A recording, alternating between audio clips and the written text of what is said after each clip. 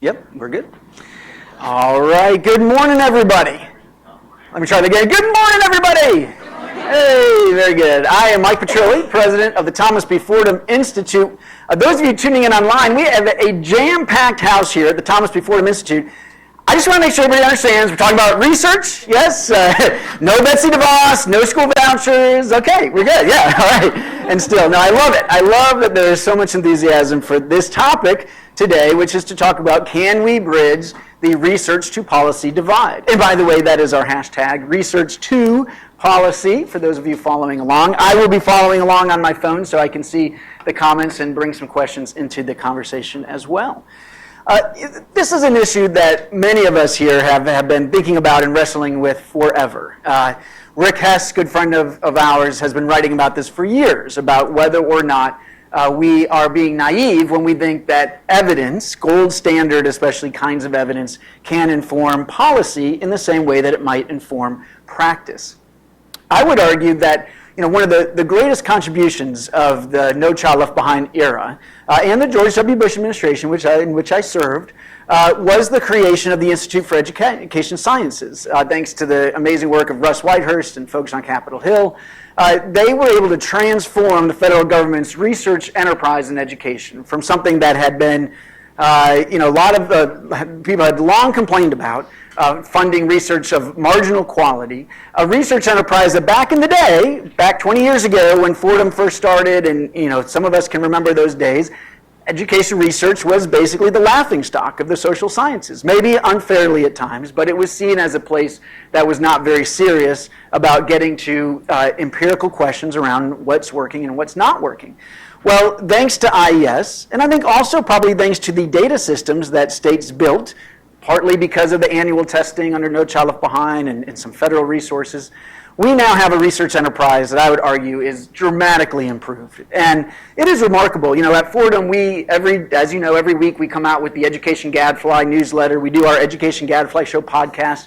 And one thing we do is we write about and we talk about the latest research. And it is dramatic, the change, that now we have to be so selective. Which studies this week are we going to talk about? Because there are always several that are on really important issues of practice that are using rigorous methodologies, much of that funded by IES. So it really is a sea change. And I would say that if you are a school principal or a chief academic officer in a district or a superintendent, local school board, head of a charter CMO, you have more and better information than ever before to inform your practice. Things like, which curriculum should I use, and how should I evaluate my teachers, and how might I allocate my time and my budget, and what interventions might I purchase that really have good bang for the buck.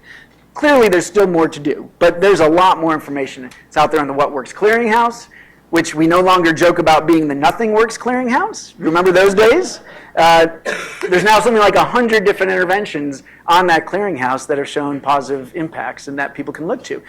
We still have a huge challenge in getting that research into the hands of educators. I still think there's a huge question about why we still see so many schools using interventions and curriculum and approaches that don't have a basis in evidence. We're not going to talk about that today. Okay, that is about practice. At least I would define that as about practice. What we are going to talk about today is policy, and especially state policy. Because in education, and especially now with ESSA and this move to push decisions out of Washington, the state leaders are the ones who are making the key policy decisions around K-12 education. State legislators especially, but also state superintendents and their staff at departments of ed. In some places, state boards, when they're not totally crazy and irrelevant, make some of these decisions as well. And there's now really robust debates going on in every state. Oftentimes there are education reform groups like the one that Dale works at that are engaged in those debates at the local level and often carrying the mantle saying we are pushing for evidence-based policies. But is that a thing? Have we actually done a good job of providing evidence and research that policymakers can use when they're making decisions? Again, separate from practice. I had an idea a while back, again, nothing super original, and my staff knows I have about 47 ideas every day, and maybe 46 and a half of them are crazy and bad. But this one I thought really had some legs, which was, hey, wouldn't it be great if we could publish a book called, evidence-based state education policies. And we'd have a chapter on all the big policy areas, and charter schools and teacher quality and funding and accountability. And we'd start by saying, what are the questions policymakers have about these areas? And then we'd go and we'd look into the research base and we'd provide the answers, right? Why not?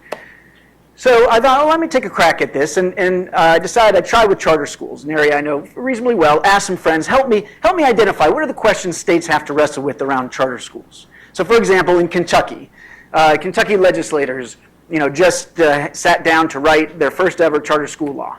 Let's assume that they want to write a good law that's going to lead to a robust, high-quality charter school sector. Well, what do they need to figure out? Well, they had to decide, should there be caps or no caps? Should they allow charter schools just in urban areas or statewide? How should authorizing work? Who should get to authorize? And how should, if at all, authorizers be held accountable? How should the funding work? And on and on and on. Very specific policy design questions. I then found this amazing resource, this handbook for the economics of education. You guys must turn to it all the time, yes? And then there was this incredible chapter by Ron Zimmer and a couple other colleagues.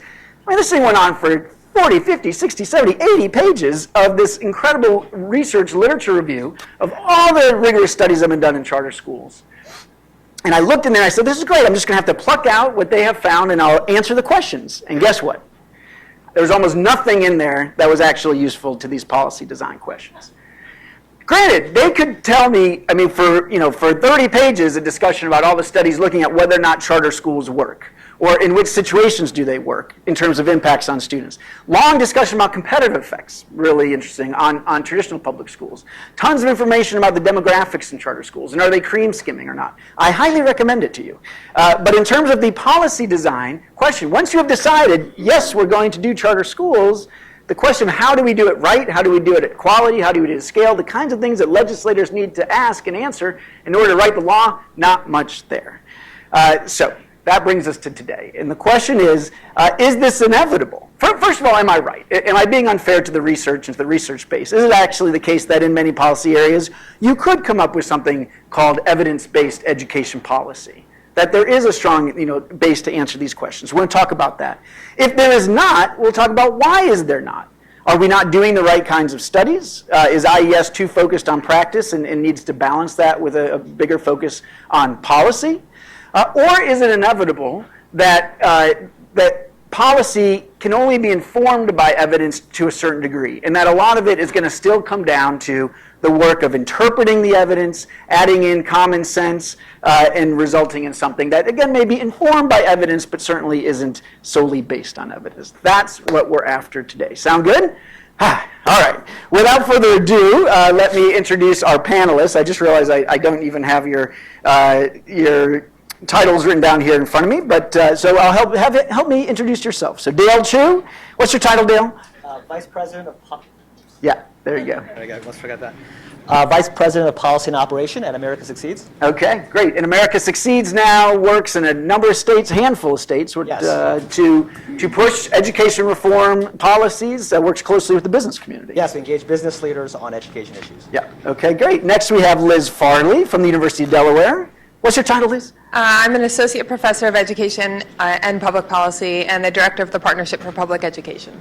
And Liz, one of your main areas, your interest, is this connection here between research and policy. Absolutely. So we're excited to have you. Nora Gordon from Georgetown.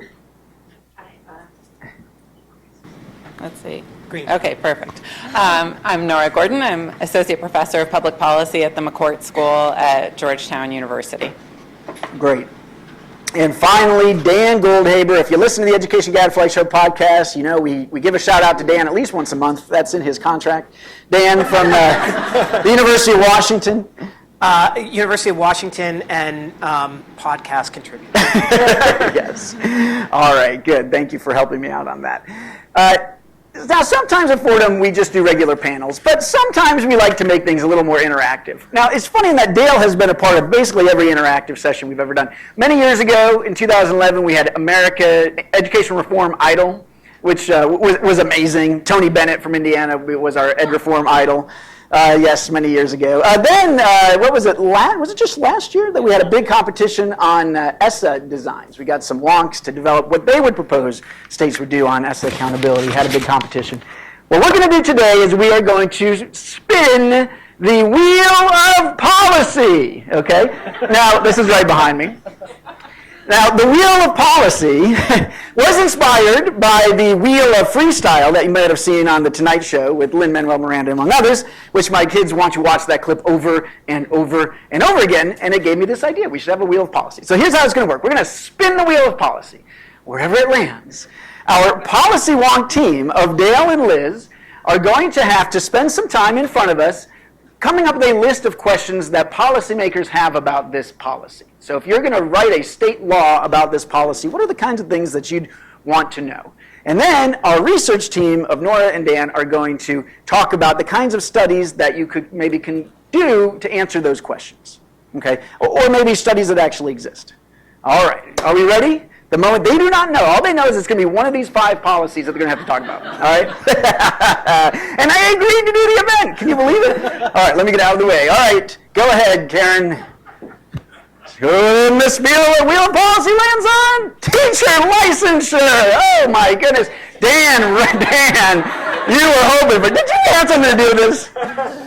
Dan spends his... Worked on it a little before we got here. That is suspicious, Dan. Dan Goldhaber, one of the nation's leading experts around teacher issues. Okay.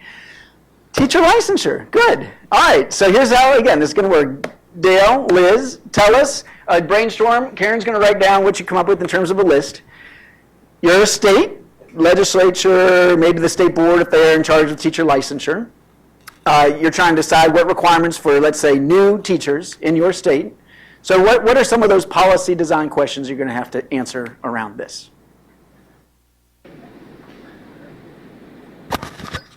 All right, so teacher licensure. I think this is an interesting one because there's an inherent tension in this particular policy area.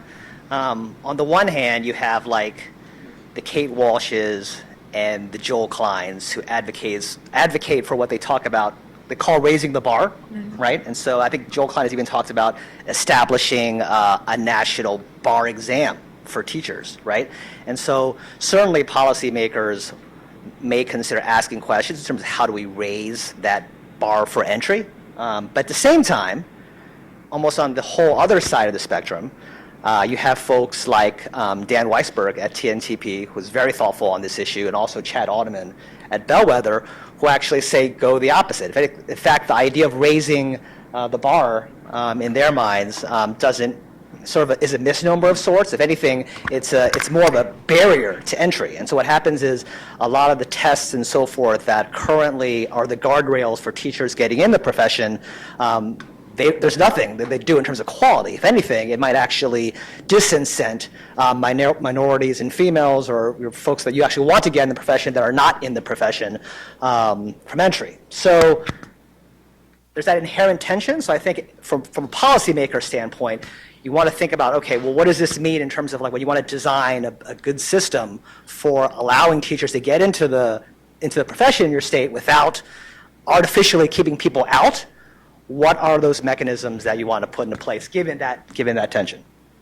All right, so again, I'm going to remind you, we're driving towards some specific questions that we could answer. So what I heard you say, Dale, the first question is sort of, should there even be licensure? Is the fundamental one, right? Should there be requirements aside for candidates that want to get into the profession? Aside from maybe that's saying even like a bachelor's degree? Closer. Real close. Yeah. A bachelor's degree or something like that. And certainly passing, they're not a criminal or whatnot, but maybe aside from that, I remember when I was a principal, I got resumes all the time. That's folks that went through the traditional teacher preparation system, those that did not. But ultimately for me, the sample lesson actually taught me a lot more about whether a person was actually prepared to go in the classroom versus what sort of state constructs existed. So along those lines, I think questions are around, is there a valid assessment of what teachers are prepared to do? going into a classroom, so novice teachers, right? There's different kinds of performance assessments for people in the currently practicing. What do novice teachers need to know, and is that the same across all contexts? Oh, I had a whole bunch, and now they're all gone. How long should teachers have in the field, for example, in student teaching placements and other kinds of clinical experiences to be effective in the field? What do those experiences need to look like? What does a quality mentor look like, and is that something that should be regulated? How much does it cost to be a teacher, and how are people expected to pay for that? Should that be something that states cover? Are there different expectations for licensure depending on the area? For example, there are shortages in a lot of key areas, and there's potential shortages in all areas depending on where you live in the country. And so should there be different sets of preparation depending on what kinds of roles you're going to play and the quantity and quality of the teachers current, or the pool of candidates for those areas? That's a lot of questions. That was pretty good, Liz. Liz is good at the wheel of policy. Wow, all right. No offense, Dale, but yeah. None taken. I did hear Dale also talk about this question about racial disproportionality, right? What if some of these instruments or requirements end up having a disparate impact racially? Is that something that should be of concern to policymakers, right? Okay, so let's see. Did we capture everything? Should there even be licensure? Another way of saying, like, right beyond, let's say, a bachelor's degree, or is there a balanced assessment of what teachers are prepared to do? How long should student teachers be in the field? Quality mentors? How much does it cost? Should there be different types of preparation based on location or field, maybe? Yeah, or field. And then this question about disparate impact. So, do these requirements have disparate impact by race? Okay, anything else? It's a pretty good list. Yeah. Sure. All right, go ahead, hand your microphones over to our research team.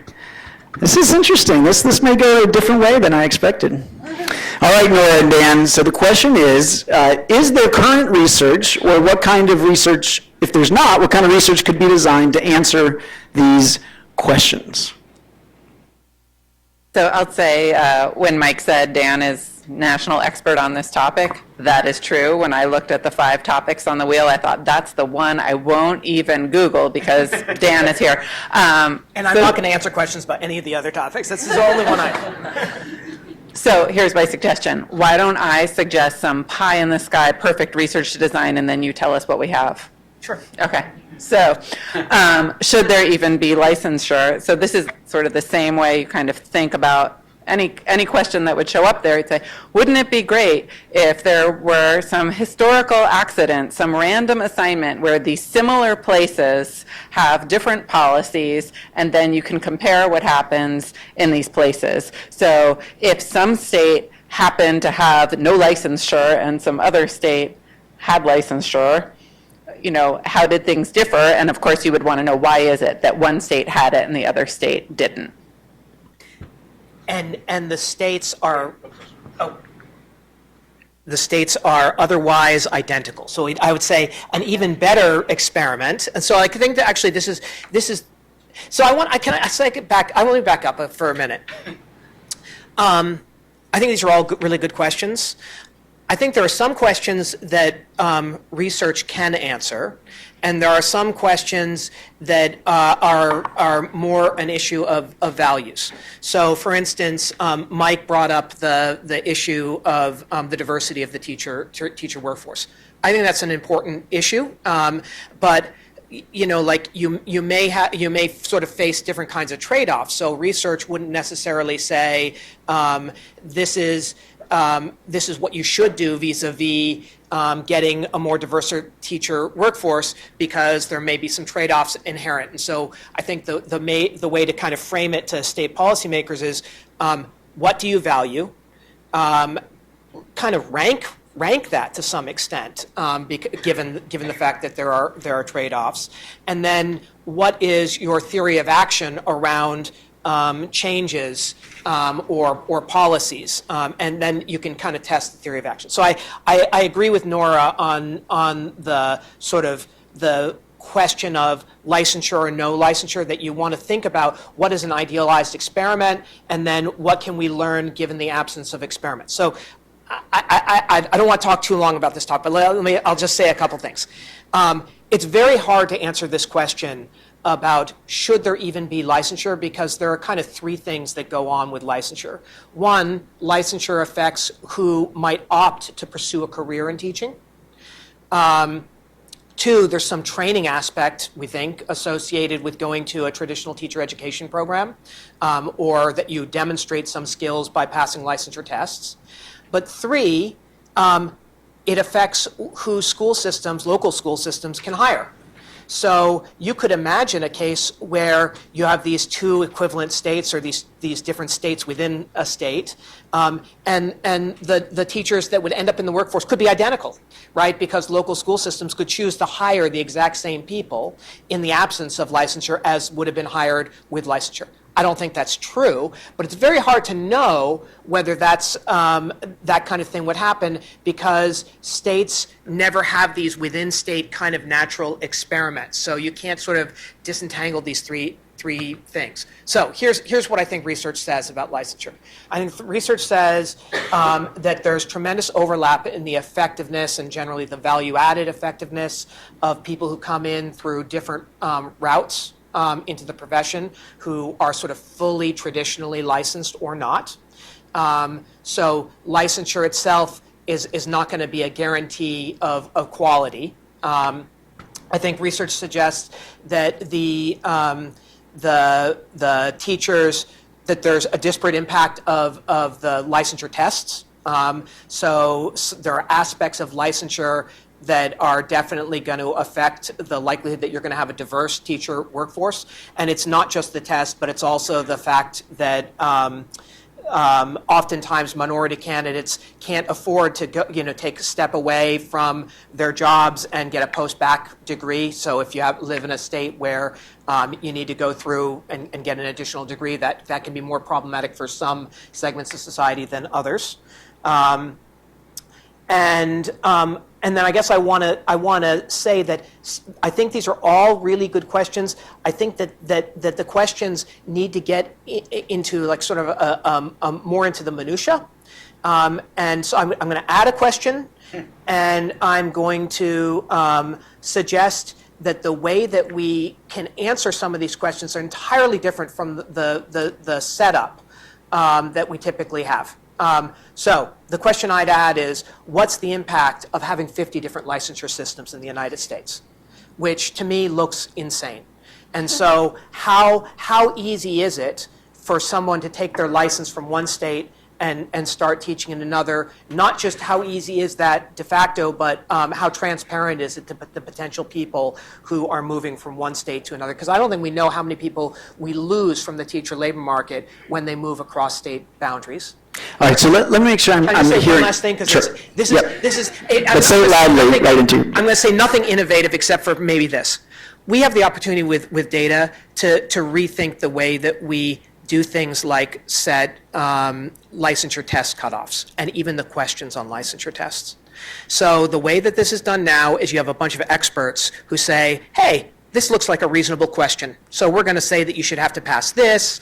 They do this for each of the questions on the test, and you kind of put all these things together, and you come up with what the cut score is on the test. With the kind of big data, we could actually look at the test items themselves and say, how much should we weight these different kinds of test items to predict the ability of the test to predict the things that we want to predict about teachers, how long they stay in the classroom, what kind of impacts do they have on students. And that's something that states aren't even kind of thinking about right now. Sorry for droning on. No, I'm glad you added that, because that gets to the heart of it. Let's say if the heart of the question is, let's talk about a licensure exam. Can you have an evidence-based policy around how hard to make the licensure exam. And I think what I heard you say is partly it is a question of values. Do you value a diverse teacher workforce? Though we've seen lots of studies lately showing that diverse teacher workforce matters, right? Particularly to minority kids, that their achievement can be improved and long-term outcomes improved if they have a same-race teacher, right? There's issues of teacher bias that keeps coming out. So, I mean, it seems like you could also claim that the evidence is a diverse teacher workforce is important, right? Not just a value, but is based on some evidence. And then you're saying there could be conceivably evidence-based ways to set the licensure exam. Okay, Liz? Okay, I just want to piggyback on that for a second, because there's also related to that, and I speak with experience from Delaware. We're a very small state surrounded by Maryland, Pennsylvania, New Jersey, and so actually a bunch of our teachers come from out of state, and we have this issue where other states don't have the same exam requirements that we do, and so we have this problem of, okay, well, is the exam important? Does it actually predict performance? Should we keep it? Should we drop it? Should we make out-of-state people take it if they want to come teach in that? So all of these are real live policy questions that we're actually debating right now in the state, and they fit exactly with this. And there's literally no information out there, especially across those state lines. All right, no information. And then there's issues like the student teaching. Should there be student teaching? Should it be a whole semester? Could it be just a quarter? Or should it How would you mentor teachers? Right. Supervise? I mean, is it fair to say that the only way you could do a rigorous study is if we randomly assign policies to states? Which I would love. I think many people in this room would say that sounds great. Let's try that. They're supposed to be the laboratories of democracy. I mean, so come on, states. I think that's sort of an ideal that in this case is kind of a ridiculous ideal. So I think there's a lot that you can learn without the randomization that could inform policy. I mean, so what would you could look at variation in requirements across states and try to control for other stuff and draw some conclusions? If I can And just within jump state. in here, I mean, I led with that because that is this, with IES, this idea of the gold standard and what does the clinical trial look like in medicine and, what's the analog. And I find this when I'm teaching to be a really helpful way to start people thinking about a topic, because then you can realize, okay, you're never having that, almost never are you going to have that. And so it's important to understand where the variation that you're looking at in policies is coming from, what it's associated with, so that when you're looking at the outcomes, you know how to interpret what it is that you do have, which is not going to be an RCT of state policy. All right, good. Well, hey, first of all, thank you for playing the Wheel of Policy. Give them a round of applause for that exercise. You're good sports. All right, so let's talk about what this means. We've given now the charter example. We've given the teacher licensure example. I mean, I think it's fair to say that there are some things that, really evidence can get us pretty close to a good answer. And then there's other things that are going to be more normative. In the teacher space, you have, for example, the National Council on Teacher Quality that for years has tried to say, okay, we're going to look at the evidence best we can and then provide a lot of specific policy advice to states on all these questions, and they get attacked, your recommendations are not evidence-based. I mean, this seems like a catch-22. So how should we think about this? Are there some studies that we could be doing that we're not doing, or do we just have to all acknowledge that evidence there's always going to be a limit on what we can learn? Who wants to go first on that one? So I think there are some. I think that this is an area where we could be doing a lot better given the existing evidence. This is the first thing I'll say, and that there is loads of evidence connecting the aspects of licensure, the things that are required, to ultimately to students and teacher outcomes. But I'll throw out a study that I think a state could do, and why it probably never will. States could set up a little experiment within the state, and they could say, look, we're going to give some school systems greater discretion than others to hire teachers that are unlicensed, and we're going to see, does it change which kinds of people get hired, Does it change ultimately the student and teacher outcomes that we care about? That would be kind of an interesting thing for a state to do, but given the way policy is made, where you're basically touting the success of the policy before it's even implemented, it's hard to envision those kinds of experiments being done within state. Now that's fascinating, especially to say that would take you need to get the policymakers on board.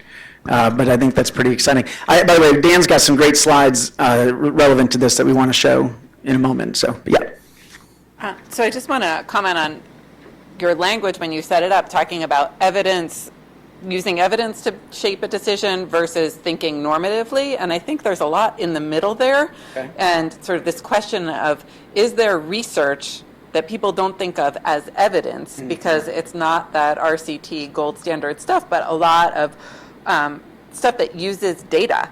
So you can be empirical without meeting that gold standard of causal inference and inform policy in a useful way. And when we're thinking about this teacher stuff, I'm thinking about this book by Dick Murnane and John Willett that Who Will Teach or Who Shall Teach, one of those. It's a great book, and it's very descriptive, and it talks about a lot of this stuff, and I think it could be useful to policymakers. It uses kind of a research mindset of modeling this, what's the theory of, how things are happening within the school district and using data. So it's sort of not an either or. Yeah.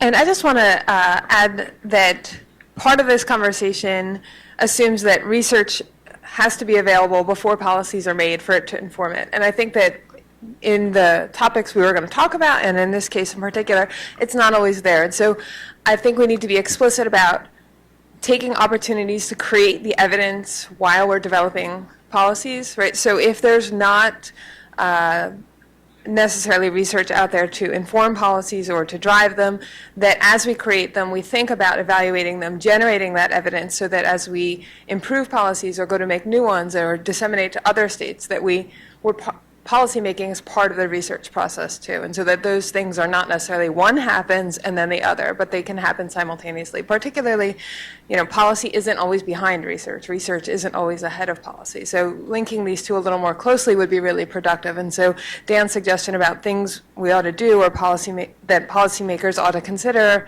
in terms of having some districts do one thing, some things do another, is that kind of commitment, right, to generating the evidence during the policy process. No, and it's, look, we have, in some issues, we're about to have a lot of interesting variation across states because of ESSA. And some, states are going to take different approaches to accountability, school ratings, school improvement. Now, it's not random. These states, so I don't know, I'm not smart enough to figure out how would you design some studies to be able to draw some conclusions. If states go a certain direction in accountability and you see some outcomes and they go a different way. But it seems like at least there's some natural variation happening that we can take advantage of. Dan, do you want to walk through some of the data that you found lately? Sure. This is kind of a sideline, and you probably, you'll hear me. Could you hold it real close? How's that? Okay. It doesn't exactly fit, but this is just to suggest that what we're doing here today, I think, is incredibly important. Nora and I were talking a little bit this morning before the event started, and this is my characterization for me, not for Nora. That I'm having a little bit of a midlife crisis, thinking like, does what I do really matter? Because it's not clear to me that education research is having much impact on policy. So I gave a talk about that recently, and I surveyed the audience. So about 300 people, mostly researchers, responded to some questions. And what you have up here is the response to the questions. And I know you can't read this, so let me just describe what this is. The pie on my left, this left-hand pie, I asked, what would you do to increase the quality of the teacher workforce? What would you do given your understanding of just the empirical literature? And it's sort of traditional kinds of things. More professional development, focus on better teacher preparation, improve teacher hiring practices of school systems, have alternative licensure, or have differential retention. Firing more teachers, more stringent tenure standards, et cetera. And so those were the responses, the slices of the pie on the left-hand side. And I said, okay, given everything that you know about schools and implementing policy and political hurdles, what would you do? And you can see that the pie slices are not the same size. So if people thought that the sort of the politics and implementation were irrelevant, they would probably continue with the, select the same thing regardless of the broader context of the question. That's clearly not the case. So for instance, there's about 40% of the sample said differential retention is what the literature says for improving the quality of the teacher workforce. But that drops to about 14% of the sample when they say, kind of considering everything I know, would I pursue that strategy? All right, so can you flip to the next slide? So it suggests like politics plays a real role. So then I ask people, all right, is it politics? Do you think that we haven't made more rapid progress in improving student achievement chiefly because of lack of knowledge or because of political hurdles to implementing things given what we actually know? And if you just focus on above or below 0, sort of across different groups, researchers, practitioners, grad students, 80+% of every group said, I strongly believe or believe that it's politics that is the real inhibitor. And that, to me, is a really depressing finding because it suggests that people at least think that we could be doing a lot better. So I just think this is a great context for this conversation that we're having. And I look at these charts and I say, oh God, it's that old line that we hear people say, which I kind of hate, which is, well, we know what to do, we just don't have the political will to do it. Which maybe is true in some areas, but I think is clearly not true in a lot of areas. I mean, we need to have more humility about what we still don't know in terms of what works from a policy perspective. And yet, some researchers share that perspective, it seems like. Can So I want to push back just a little bit in a very specific area. And it's not really a research evidence pushback, it's a theory of action pushback. Right, we just had this big experiment, national experiment on teacher evaluations, right? And basically we went from a system where most people were rated, excellent or really excellent to a new system where most people are again rated as excellent or really excellent. And so, you think about like the theory of action around why people get performance reviews. Is it because the actual review, the act of evaluating someone is going to make them better? Maybe. There's a little bit of evidence to suggest that that's the case. Or maybe it's about what you do with the evaluations. And if it's about what you do with the evaluations, then you really need some differentiation of the ratings because you can't use the rating to say, certainly you can't use it to say you're fired, and you can't use it for a lot of things that are not high stakes. You need to get some professional development in this particular area. We're going to assign you a mentor. You get to be a coach. You get to be on a different place on a career ladder. So that's a theory of action issue that I think states sometimes don't focus on. So like, given your theory of action, what should you see if the policy is working? Yep, you want to get in here, Norm? Yeah, just following up on leave it. On the we know what to do, but we don't have the will, I guess the question is, who's the we? Yeah. And we know, but do the policymakers know? And here I think it really matters. Are you talking about people who work in an agency who may know, or are you talking about legislators, and how are they presented with information? Who's bringing them the information? Most of the time, someone who has an agenda. And there's this incredible reporting on NPR this week about state legislation on these drugs that can be used for opioid addiction, and talking about the information the legislators were getting from the lobbyists for the drug company. And so, they're being presented with something. They think they have a piece of information. And so it's hard to think about, who is the lobbyist for biased research. Well, let's talk about that. I should have said long ago that this event being sponsored by the Knowledge Alliance. Thank you, Michelle McLaughlin. And they have their groups out there, the regional labs, and many other research institutions out there providing information to policymakers. Dale represents a group that is a state-based education reform group. There are now groups like that in 35 states. There's an umbrella group called the Pie Network. It has nothing to do with pie, but we do sometimes eat pie at our meetings if that makes you want to come to them. And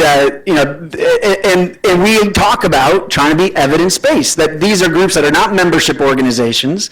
They are not, they are meant to balance the membership organizations, go toe-to-toe with them, right? And so, Dale, in many cases, and you've spent time in policy debates going up against, say, the teachers' unions that might have a self-interest at stake in this, or curriculum publishers that might have a stake in this kind of stuff. I guess I'm curious, can evidence win the day in those kinds of political dynamics, or does it just get steamrolled?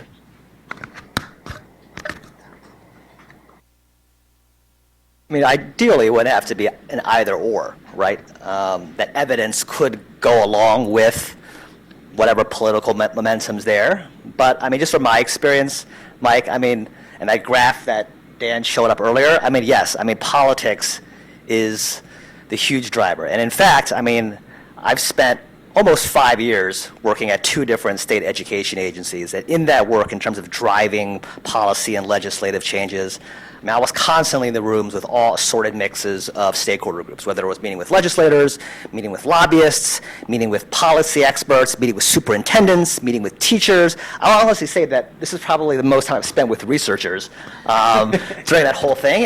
But it makes me think, these are some really thoughtful conversations and ideas that we've been having here on this stage, and it's unfortunate that there is this gap between research and policy. And if I could paraphrase, if Lin-Manuel Miranda was here on this stage, I think he would probably say that policy without research is like a beat without a melody, right? Woo, nice. Tweet that, people. Tweet that right now. So we as policymakers like to, we like to hammer our drum, but it is the researchers that bring a lot of the nuance and color to it, and that's something that I think more often than not is absent from the conversation. And researchers, you don't have the time, the incentives. You're not going to be in those rooms per se. But Dale, I thought these ed reform groups were supposed to be making sure the research gets represented in these rooms. Am I being naive about that? That's not happening. There is to some extent, but I think there's a couple things running on parallel tracks here. One is, yes, there's the evidence-based piece, but there is ideology, right? There is experience. You talked about this in your article. There is common sense. Those things are running at the same speed as that. And then I also said, we saw this most recently with just yesterday or 2 days ago with the reviews of the three states that submitted their ESSA plans, right? And I think you said it best. I've heard Rick has talk about this. personnel is policy, right? So the people sitting in those seats, leadership, trumps, I think, almost all the stuff that we're throwing on the table here. We were trying not to talk about Trump today. But anyways, all right, yes, Liz, go ahead. I was going to bring up that point that part of the challenge here is that the motivation and the resources that researchers have to get in front of policymakers is very different than some of these other advocacy groups and these networks that have, funds, resources, time, and an agenda. And so I think we need to think about the infrastructure, right? How we can tap into ed reform networks so that high quality, rigorous evidence becomes part of what policymakers see on a daily basis, not just hearing it from particular groups. But I also want to point out that we are sort of talking about research evidence as monolithic, as if research all comes to the same conclusion and directs everyone in the same way. And that's very, very rare. In fact, just about in every topic area or reform issue, there's competing research. And some of it the differences is based on the quality of the design, but some of it is just that well-designed studies point you in different directions. And that's not easy for policymakers to navigate. That's not easy for any of us to navigate. And so I think we want to be cautious about saying, using evidence or evidence to inform policy is sort of this straightforward thing, and if you don't do what the study says, then you've done the wrong thing. So I think we need to think about research as collective and get to a point where we have enough research pointing in the same direction to be confident that we're making those right decisions. And that's just not the case for all of the policy issues we're facing right now. Well, let's talk about that a little bit. Do you think there are some education policy areas that have more evidence right now than others? I mean, I think about the big categories, say school funding, especially how that is set at the state level, accountability, intervening in low-performing schools, teacher stuff, pre-K, I mean, charters and choice. Are there some of those areas where we do better than others? You're going to say teacher stuff, aren't you, Dan? I'm going to say teacher stuff, and I'm going to say accountability. I think that those are two areas where there's a lot of evidence. All right, so let's talk about accountability. We haven't talked about accountability yet. There's some evidence from the No Child Left Behind years that accountability in terms of ratings and stuff can change behavior, can change. Do we know anything about how to design an accountability system the right way? I mean, right now, every state's having this debate under ESSA. What does the evidence tell them they should do under ESSA? So, Mike, I think that there are issues where that there's evidence that doesn't speak directly to the question that you asked. It doesn't say this is the way to design it, where you're comparing, one type of a accountability system versus another, but still speaks very much to the design of accountability. A good example is, do you use growth or do you use proficiency? I mean, I don't think that there's any credible researcher that I know of who would say that proficiency cutoffs are and measuring sort of changes in the proficiency is the best way to measure the contribution that schools are making towards student achievement.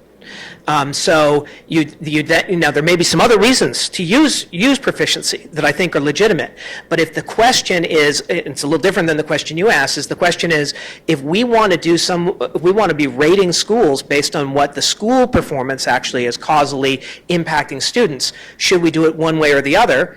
I think that absolutely speaks to accountability systems, and that there's a lot of evidence that you'd get very different kinds of ratings of schools, and that there's one way to do it that is better than others. And in fact, there's experimental evidence on that. I like that answer, Dan. It's interesting, by the way, we agree here at Fordham. We've been encouraging states to do big on growth, and some are, but most aren't so far, it looks like. Or they're going to split the baby, or, that most accountability systems are still going to be heavily weighted towards status measures like proficiency rates. So you suck at advocacy, Dan, is my point, and so do we. And how do we fix that? Yeah, Nora. I'll just continue in that sucking at advocacy vein. And this kind of goes back to Liz's comment about how broadly you interpret particular findings. So I'm thinking about class size research here, and this is something where many people, practitioners have told me, we don't do class size reduction because we know that doesn't matter. Or, somehow like there was some memo, like class size is irrelevant. And I think when you think about what we do know about class size from Project STAR in Tennessee, this is one of those rare cases where we did have gold standard randomization, but it's telling us about class size going from 25 to, I remember, 17 or 18 in early grades. And if you want to know about your, in Tennessee in the 90s or 80s, but if you want to know about your class size going from, 45 to 35 in a high school in Detroit, and now this is really not speaking to your question. And so, I think that this just speaks to kind of the danger of getting a nuanced message out that can sometimes be overinterpreted.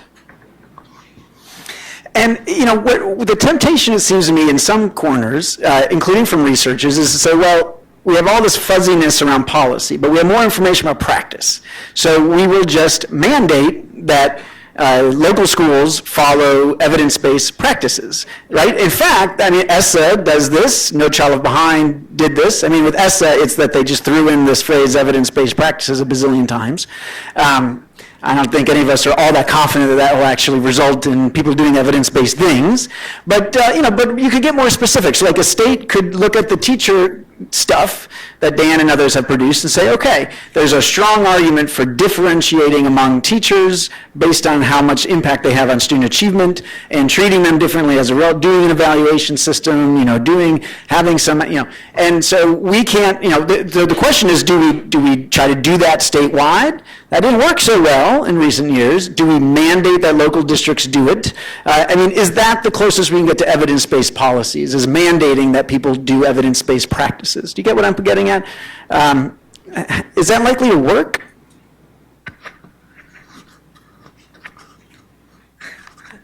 Mine's working, so I go first. Yes. No, I don't think so. In part because there's, I think, a lot of capacity issues at play, right? So one of the things, Nora's example about class size is you get this message, class size matters, it has to be a certain number.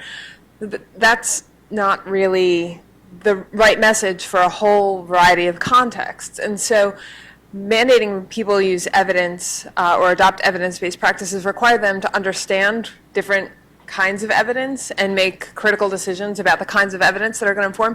And that's not something we actually do really well in terms of preparing educators, whether they be teachers, leaders, but certainly not policymakers, because they change regularly and there's not a formal education system for becoming a legislator. And I don't mean that sarcastically. I just mean that there's no sort of training for that. And so we're expecting people to make decisions about evidence without really a lot of preparation for how to do that well. And so I think what that ends up doing is you get a lot of research says it allows folks like publishers to say, well, this is research-based, so you should adopt it, and everyone feels safe making those decisions because it's, quote, evidence-based or research-based. And we're not really getting to that heart of the matter, which is, what is really the best thing for kids, and are we making decisions based on high-quality evidence? So it'll just lead to box checking, which makes me sad. All right, fair enough. But there could still be a role for research in shaping a policy agenda, even if it's not telling you exactly how to achieve a certain goal, by kind of revealing disparities, for example. And then going back to the ESSA, the tiers of evidence, what always worries me there is that you find your study. So whoever is selling you their intervention can find their study, and then you may not know that you're supposed to go out and look for the other studies that show not that. And so all of this, it's not saying you need a lit review, it's saying you need a study. I think that's a dangerous way to go about stuff. All right, I'm going to get some audience questions in here, so get ready for that here in DC. And if you're watching online, you can tweet them to me or at research to policy hashtag. While we're waiting for that, let me ask you one more question. It is self-serving, and it is about think tanks. We are often attacked. In fact, we were attacked just yesterday by the Think Tank Review Project for putting out papers that supposedly go beyond the research. Right? And my argument is, well, we have to, right? If our job is to try to provide advice to policymakers about do X instead of Y, recently we gave advice under ESSA. Here's what we think you should do on the school improvement stuff with your Title I set aside, based on the experience that we've seen in recent years. Do X instead of Y, and they say, well, your stuff was not, went beyond the evidence. Is this? How do we deal with this issue? Is this just inevitable that there's going to have to be groups out there who are willing to take the evidence, add their own interpretation, and give advice to policymakers? And if it's not us, is that something researchers, academic researchers, should be doing more of? And can we just leave that microphone on from now on? People are just going to. So I think that there is a danger for researchers as individuals and collectively in crossing the line and being seen as advocates. So I'll just say I'll tell you how I respond personally. When I write a paper and I'm presenting the paper, I try as much as possible to say, this is what my paper says. And actually, as a sort of sidebar, I think one of the problems is that we talk about policies in very generic terms. So licensure is a really great example of that. Licensure tests. I think the evidence suggests that in some subjects, typically the further up you go, like into high school and stuff, licensure tests actually are predictive of how effective teachers are. But at the elementary level, maybe not so. But we talk about licensure tests sort of generically. Should we have them or should we not? And that's at a level of aggregation that's not all that useful. Also, we talk about the predictiveness of the test without talking about how is it used. The state could mandate that prospective teachers have to take these tests and then leave it up to localities to weigh that against all the other things they might learn about candidates, as opposed to having a kind of hard and fast cutoff. You're above the threshold, you're eligible. You're below the threshold, you can't teach. So I think again that there's a lot about the research that could kind of inform policy, even though you can't say what happens if you switch from a threshold system to a system where you give more discretion to localities. So back to what do? When I present papers, it's just sort of like, what does the data say? I try not to as best I can, not to add my own set of preferences and layer that on top of what the research says. I absolutely invite policymakers to ask me questions, and I try and be really clear that I don't think we have data that exactly speaks to this, but this is what I think and why I think this. So Mike, to your question, I do think that there's a role for think tanks to sometimes go beyond what you can say research-wise. I think there's a role for researchers to do that if they can do it in such a way that they are not compromising their independence and being seen as over ideological. And that's a fine line to walk. Yeah. Your check is in the mail, Dan. Thank you. Funny story on how you get that mindset of your independence. I had a job on the side in graduate school working at the National Bureau of Economic Research, and I was supposed to look through the working papers before they came out, and the only thing I was supposed to do was make sure there were no policy recommendations inside, because the NBER does not make policy recommendations. It presents research, and I think this is how a lot of us are trained, and you want to have your independence. So I do think that, and especially sometimes you'll see research from think tanks on topics that no researchers are looking at, maybe because they don't even know it's a question, because they don't follow politics so closely. But I think it's very important that people understand who's funding all the different think tanks, because the names are not very clear. Everyone's for kids and schools and stuff, and I think Rick Hess has always made it clear that he is not for the kids. No, just kidding.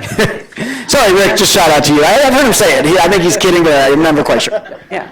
But I think that's like a hard thing to navigate. And even earlier when you were talking about Dale's Group and Pi Network, and these are things, quite honestly, some of these organizations that I see things show up in my Twitter feed, and I have no idea who's kind of pure researchy and who's advocating for a particular policy, regardless of where the research comes out.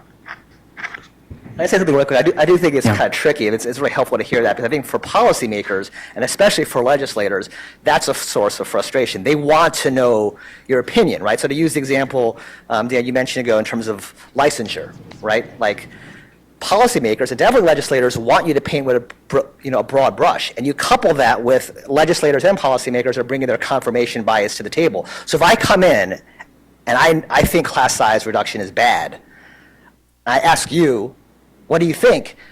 Is class size reduction bad? Like, if you say what I want to hear, great. I'm going to ask you next time for opinion. If you sort of say, well, it's not, then it's kind of like blah blah blah, like the Charlie Brown thing, and then I'm not interested in listening to you anymore. So there's this tension here between the politics and what you're talking about here. So anyhow, that's a great point.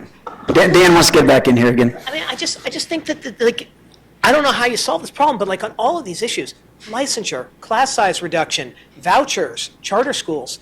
Like, it's just it's really silly to talk about this as these policies as if they are good or bad, right? Like, class size reduction, the Tennessee Star study suggests it matters for certain kinds of kids in certain grades. So shouldn't policy reflect that rather than saying, we're going to do it across the board? It's a very expensive initiative. It probably doesn't make sense across the board. So I don't know how you break that barrier, but you have to get more nuanced than that. Otherwise, the policies are going to be bad. All right, let's get into some audience questions. We'll start with Jim. Tell us who you are, Jim, and ask a question. Don't make a speech.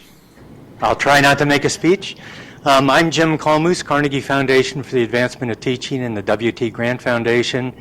And I'd like to applaud this panel and the organization that went into making it happen at Fordham and at Knowledge Alliance. We do accept donations, Jim. And, So, great panel. I'd like to go back, it's sort of segueing from what you just said, Dan, and also what Liz said earlier on about this dynamic interplay between researchers and policymakers, that it's just not a one-way street. Like that bridge up there looks like a one-way bridge from research to policy, and it should be a dynamic interplay that should be happening simultaneously. And I think one of the problems early on in IES did a great job in promoting rigor, but they really didn't promote the concept of relevance until a little bit later. So Liz, I'd like you to expand upon your thoughts on this dynamic interplay between policy and research. Well, I think in just a little background, I also happen to have one of IES's knowledge utilization centers funded over the past few years. I'm a co-director of the Center for Research Use in Education, so you can follow us on Twitter too, just a little post there. But part of our work is to really focus on the relationship between research and practice, which is, as Mike said earlier, not exactly what we're talking about today, as bidirectional. But I think that relationship between research and policy really needs to go back and forth.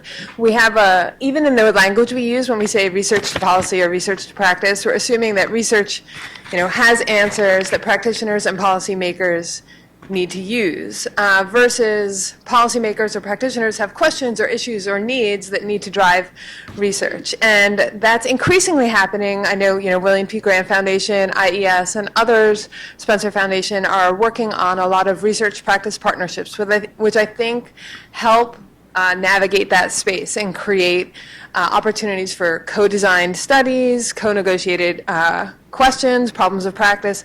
But there aren't a lot of, other than those examples, there's not an infrastructure or a feedback loop between policy and practice and research, right? So there are certain things that drive the topics and the research questions that we as researchers ask that may or may not be tightly coupled with what happens in policy and practice. So when I spoke earlier about policy sometimes being ahead of research, that's an example of them not being well coupled, and we need to think about sort of mechanisms, feedback loops, opportunities for researchers to be, or the questions we're asking to be driven by and designed alongside policymakers and their needs. and Liz, I like that. Makes a ton of sense. But they talk about practitioners, right? We say, okay, we're going to ask the practitioners what would be useful to them. Is that being naive? Will they use it? If you come out and say, well, this math program is terrible and this one is really good, and the terrible one is the one they like, I don't know, are we still being, Dale's basically said policymakers are going to do what they're going to do based on politics 9 out of 10 times. I don't know, I just want to push a little bit on this question. Do we really think we can change people's behavior, that they will see the light of what evidence tells them to do and they will make decisions based on that? I think changes would be incremental. I'm not expecting all of a sudden politics, my professional judgment, my experience, my knowledge to suddenly change because someone brought a research study to me, right? That's, if it doesn't mesh with what I understand to be best practice or what in my experience to be true, then I'm not necessarily going to adopt it. But I think that starting those relationships and creating a sense of, okay, well, the researchers really are trying to answer questions to help me make better choices, that that starts a longer-term process. I don't think any of this will change overnight, but I think there are opportunities for us to start to build stronger connections so that some of those changes are possible. Yeah, no, and it sounds a little bit like, I'm going to forget the project out of Harvard to send the data fellows in a bunch of big strategic data fellows to embed people with a research background in those districts so that they can help with in-house. People have questions, use their own data to answer the questions when possible. I mean, pretty cool. Okay, next question, Barbara. Barbara Davidson with Standards Work. I get that we're talking a little bit more about research to policy, and the practice piece is what I'm more interested in as well. That's right. Next question? No, just kidding. Come on. So in that context, and since we're talking about IES, I'm curious about why we're not speaking more about these IES practice guides, and I'm curious about the panels, because really we don't have, unlike most other professions, a sort of unified practice guide, and you could argue that the summation of the recommendations that are made in those 20-some practice guides would be the closest thing that we have to that. And so I'm just sort of wondering I guess I'm asking what your opinion is of those guides, or if you want to speculate at all on why they're not making their way into the field more, because I don't know too many people that know about them.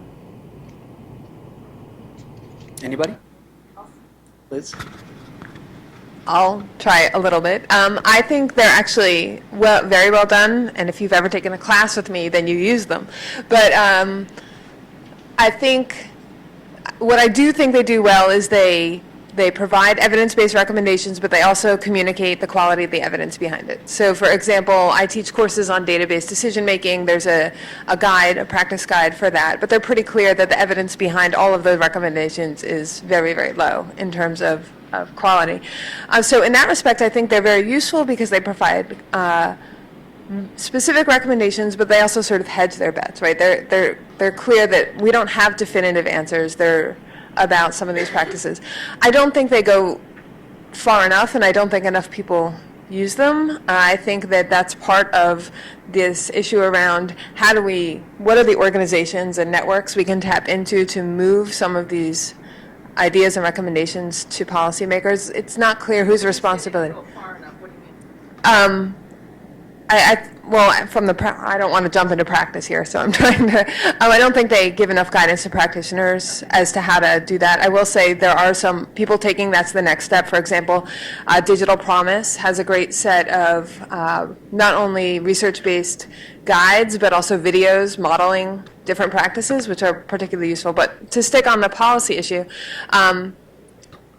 we do have a dissemination problem, and dissemination is not my favorite aspect of the connections between research and practice, but I do think tapping into the networks like Dale's, other reform organizations that have audiences, whether they be policymakers or practitioners, we need to think about what that network is and understand how to leverage it better than we currently do. And it is frustrating in the age of the Google that we still have this dissemination thing, right? I mean, you would think if somebody was out there saying, wow, I wonder if there's a better way for me to do X, Y, and Z, they should be able to find that pretty easily, right? And the question is, are they not asking that question? There's a question from Twitter that I want to get in here. Let me kind of paraphrase, which is about international evidence. What's your take on trying to look overseas or look across countries in order to get some policy advice for American policymakers? Is that an area that could be better mined or not? I think it depends on the policy area, certainly, right? Like, I mean, one of the other areas on that wheel was career technical education, right? And just as an example, in Colorado, they've really been looking at the Swiss model, and now trying to bring in, Switzerland's idea of apprenticeships and so forth, and taking that particular piece and adapting it to Colorado. And I know Colorado isn't the only state that's doing that, but that's one area where I think international examples are promising and certainly are interesting, I think, to legislators and business leaders and other stakeholders in the state. Was it the mountains of Switzerland that made Colorado think about this? I mean, is it very similar? I'm sorry. All right, so you can look for examples, but that, again, that's based on people's impression that Switzerland has a great CTE system. It might be hard to claim that is based on rigorous evidence. I mean, the context really matters. So I keep coming back to teachers, but there's all this talk about, well, now it's not Finland anymore, now it's Singapore, I think. But we have to make the teacher labor market look more like this other country, but it doesn't recognize the fact that the institutions in the country are completely different. So Finland is a good example. I think there's one teacher education program, two maybe. There's a lot of very central control. United States, we've got 50 different states and 2,500 teacher education programs. The context is so different. I'm not sure that you can infer all that much about what's going on with teacher development in another country and apply it to the U.S. There may be areas, though, in education policy where the context is similar enough that you could glean something based on some evidence in another country. I can't think off the top of my head what that might be. I'm going to hand it to Nora for the tough question. No, I mean, I completely agree on the context point, and I feel like internationally there's kind of comparative work where you would look across a bunch of countries, and there, I feel like one big takeaway you always see is you need a culture shift for more respect for the teaching profession, and I don't know what that policy lever is going to be. And then if you're looking for work, evaluations within other countries, there's a lot of development work where they are able to randomize and do differential rollout of stuff, but then the context is just so different that it's hard to know how to read it. And we face this challenge within the United States, state by state. I mean, back to the charter example at the beginning, a lot of these studies were based in one state. I mean, if you want to have a randomized, especially the randomized trials with charters, we know a lot about Boston charter schools, or the Credo data might tell us that we're pretty sure that the charter sector is higher performing in some states than others. But then you get to that next question, and the question is, why? We're pretty sure Massachusetts has a high-performing charter sector and a few others, and we're pretty sure Ohio has a low-performing. But what is it that explains it? And it's there. That's the question policymakers really want, and I don't know how we ever answer it. So I think the charter sector is a great example of a couple things.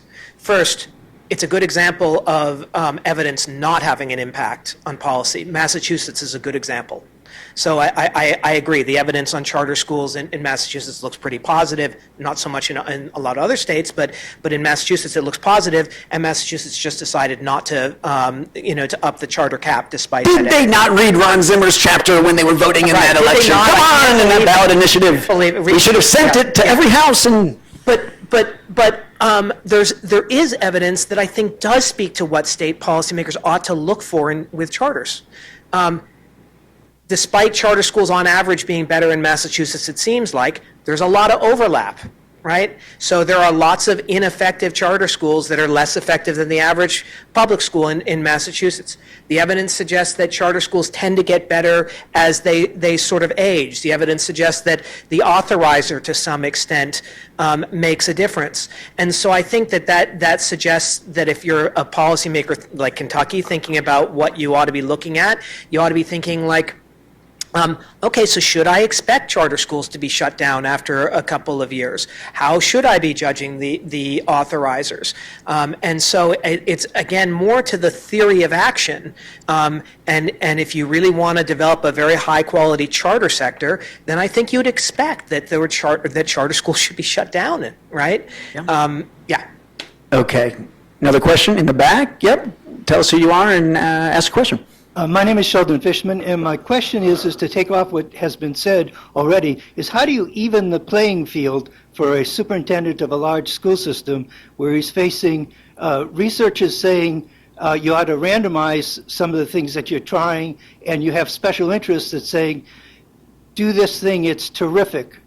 Like, for example, a national survey company saying, give us a unfunded a no-bid contract for $500,000 to do something because we really believe in it. So how do you even the field to have the researchers come to the superintendents of big school systems and say, don't just churn out something new. If you don't have enough money to implement it throughout your whole system, really do randomization. Come on, it's an easy one, guys. Come on. I mean, every time I ask someone, there's like, we just can't do that. So obviously, I don't know how to get them to change their mind. I think it's a mistake to try and hang any particular policy on a single superintendent, given that urban superintendents turn over like every 3 years. So, and I know we're not talking about this, but there is, to my mind, tremendous differences across the states in the capacity to evaluate evidence and think about how politically, because the politics clearly matter, can we move at least in the direction that is consistent with the evidence. I think that the policymakers almost always have goodwill, but their capacity to evaluate what the evidence suggests and to then translate that into the political machine and actually move it forward, it really, really does vary. So I think, I don't know how we get here, but I think that places need to develop a culture of evidence. And that's really tough. So I hope it's the case. I believe that Washington, D.C. schools are a pretty good example of a success story. I don't know why there aren't more people that are looking at what DC is doing, and it seems like there's a culture of evidence that now goes beyond, a single superintendent. But that's hard to create, and I've seen places where it seems like once the person at the top leaves, everybody underneath them leaves too, and that culture is no longer there.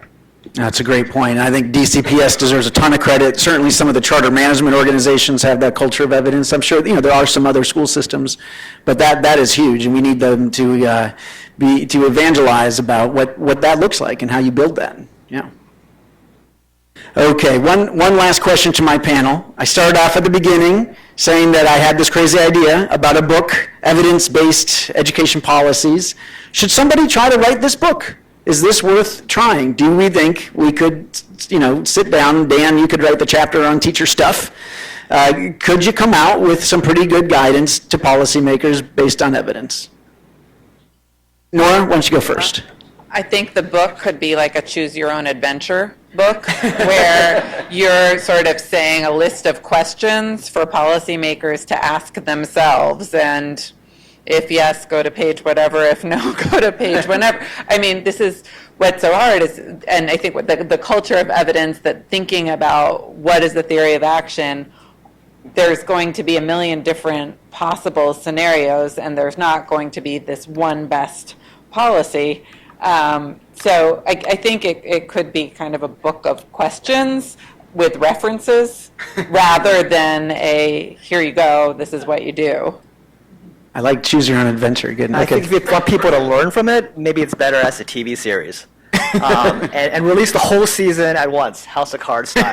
And even then, I still feel like it's going to be tough. It depends on who the audience is, right, Mike? Yeah. I mean, there's the Google, but there's almost so much information that when you're a policymaker or you're a legislator, like, you actually want to cut to the chase. Yeah. You don't want an additional set of resources per se.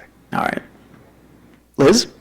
No, I just agree with both of them. I do think that the choose your own adventure, I think, is right on. I think there's so many nuances depending on what aspect of the policy, what set of values you have going into it, the theory of action behind it. I just think a book on theories of action would be good. So maybe we start there, and then you can answer some questions. All right, Dan, I'll let you have the last word. I hope a publisher is out there listening to some of these. I mean, these sound like best-selling books, in my opinion. So I'm going to give away something that I'm actually writing. I think that it would be interesting to figure out issues where you could bring in people who are seen as being in different places ideologically and figuring out where do they agree. And so at least you'd get some consensus. And maybe the answer is that there would be very little agreement. But Planet Money, for anybody who ever listens to Planet Money podcast, did this thing where they interviewed economists across the ideological spectrum on sort of broad economic policies. And there was a lot of disagreement, But there was two areas, I think, where there was very broad agreement, and it had to do with should we have the home mortgage deduction and what should drug policy look like. And I think that would be instructive to figure out where, with people who disagree, does it look like there is agreement, because I even think that those areas, if they exist, would help move policy forward. Those are some couple of great ideas. All right, hey, please join me in thanking our fantastic panel. Thanks again to Michelle, the Knowledge Alliance. Thanks to Karen Morgan here at Fordham for putting the event on. We will be back here at Fordham by sometime soon. July 20th, talking about what do teens want from their high schools. Stay tuned for that. Otherwise, try to stay cool, avoid the craziness, and thanks for coming. Bye-bye.